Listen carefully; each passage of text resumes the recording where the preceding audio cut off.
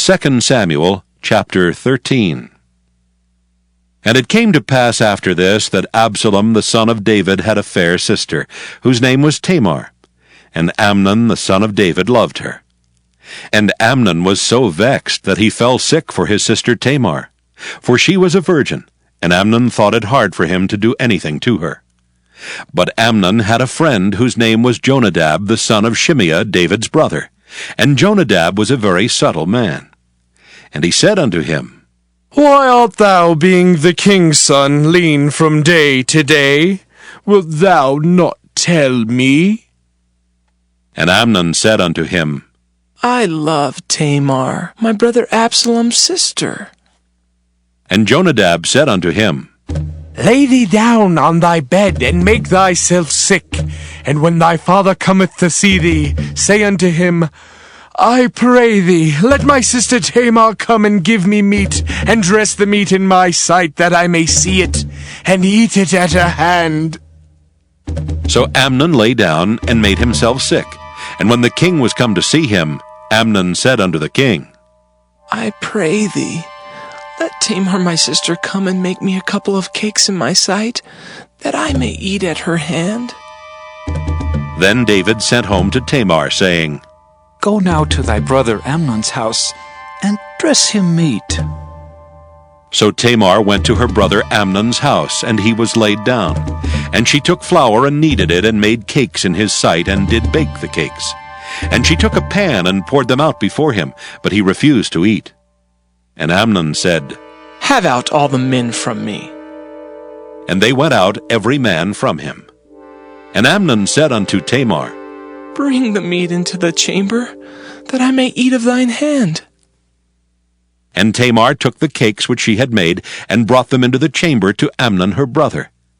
And when she had brought them unto him to eat, he took hold of her, and said unto her, Come, lie with me, my sister.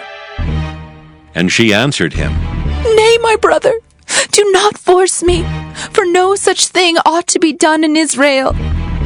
Do not thou this folly.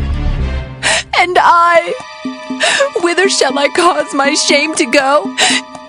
And as for thee, thou shalt be as one of the fools in Israel. Now therefore, I pray thee, speak unto the king, for he will not withhold me from thee.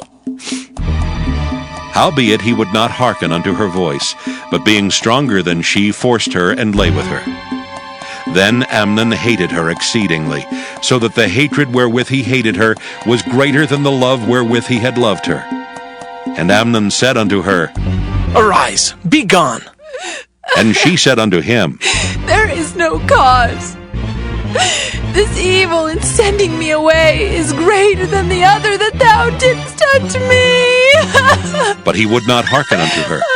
Then he called his servant that ministered unto him, and said, Put now this woman out from me, and bolt the door after her.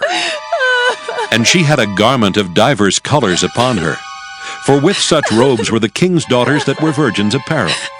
Then his servant brought her out, and bolted the door after her. And Tamar put ashes on her head, and rent her garment of divers colors that was on her, and laid her hand on her head, and went on crying. And Absalom her brother said unto her, Hath Amnon thy brother been with thee? But hold now thy peace, my sister. He is thy brother. Regard not this thing. So Tamar remained desolate in her brother Absalom's house. But when King David heard of all these things, he was very wroth. And Absalom spake unto his brother Amnon neither good nor bad, for Absalom hated Amnon, because he had forced his sister Tamar. And it came to pass after 2 full years that Absalom had sheep shearers in Baal Hazor, which is beside Ephraim, and Absalom invited all the king's sons. And Absalom came to the king and said, Behold now, thy servant hath sheep shearers. Let the king, I beseech thee, and his servant go with thy servant. And the king said to Absalom, Nay, my son, let us not all now go, lest we be chargeable unto thee. And he pressed him. Howbeit he would not go, but blessed him. Then said Absalom, If not, I pray thee, let my brother Amnon go with us. And the king said unto him, Why should he go with thee? But Absalom pressed him, that he let Amnon and all the king's sons go with him. Now Absalom had commanded his servants, saying, Mark ye, now when Amnon's heart is merry with wine, and when I say unto you, Smite Amnon, then kill him.